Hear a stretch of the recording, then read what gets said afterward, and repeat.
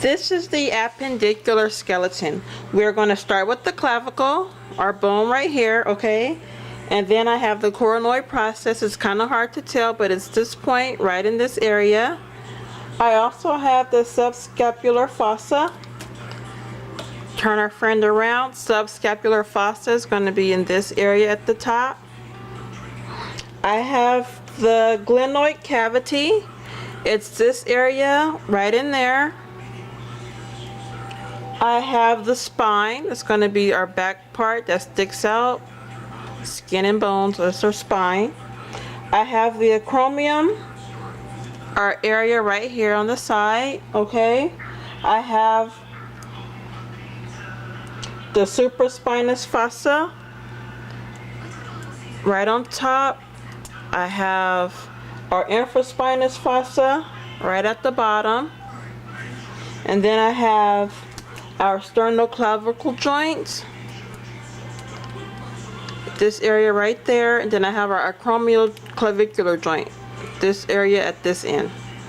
Then we move on to our arm, which consists of the humerus, which is our bigger arm, the upper arm. I have the head of the humerus towards the front. There's a greater tubercle, and then there's a lesser tubercle. I have the deltoid tuberosity, and that is the bump that you can feel on your arm. I have the medial epicondyle, the lateral epicondyle. I have the coronoid fossa right here in front, and then if we turn our friend around to the back, we have the olecranon fossa. I have a capitulum, and I have a trochlea. With the trochlea and the capitulum, it articulates with the ulna. The coronoid fossa and olecranon fossa, they are where the elbow meets, the olecranon. That's where you're able to bend. Then we move down the arm to the ulna. The ulna is our bigger bone, okay? It's on the side closest to the pinky.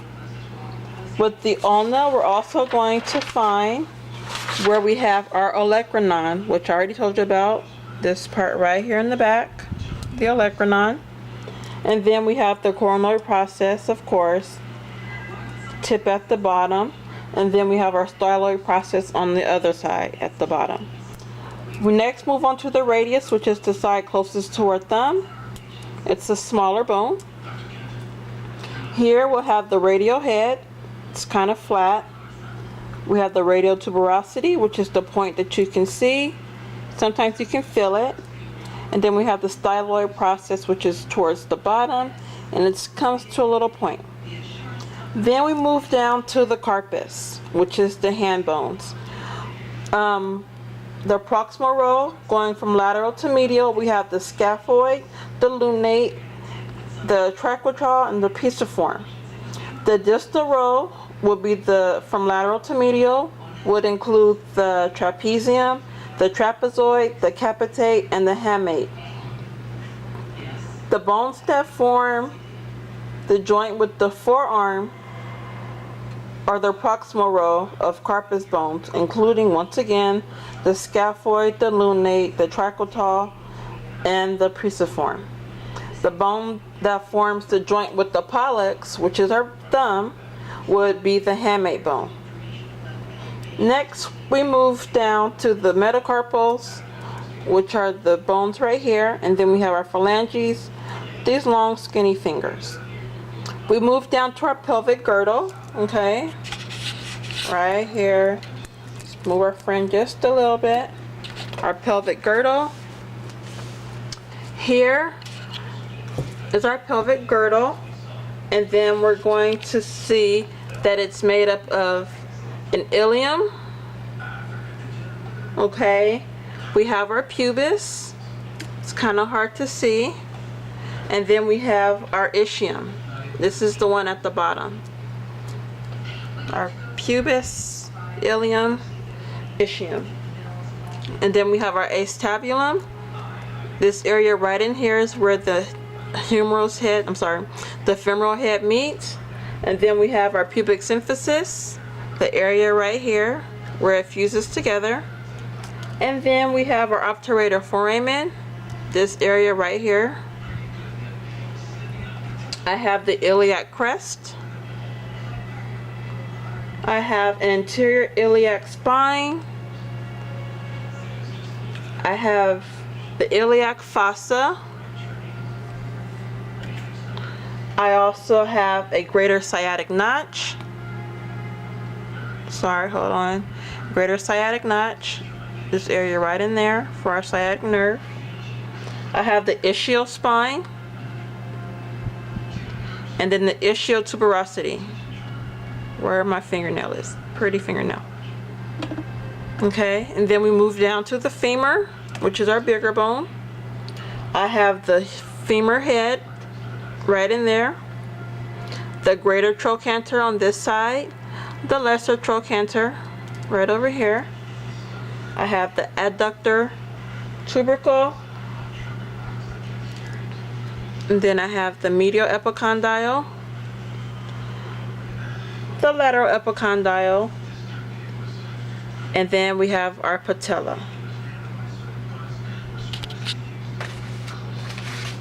Next, we're going down to the tibia, and then with the tibia, we can see that we have medial condyles and lateral condyles. Okay, and then we have the tibial tuberosity, which is the bump that we can feel. We have the medial malleolus, this little bump right there. And then we have our proximal and distal tibular fibular joint. Next, we move on to our other bone, which is our fibula, the smaller one. We have the fibula head. Then we have the lateral malleolus, and this is our bump right here for the lateral malleolus. We move down to the tarsus, which is our foot.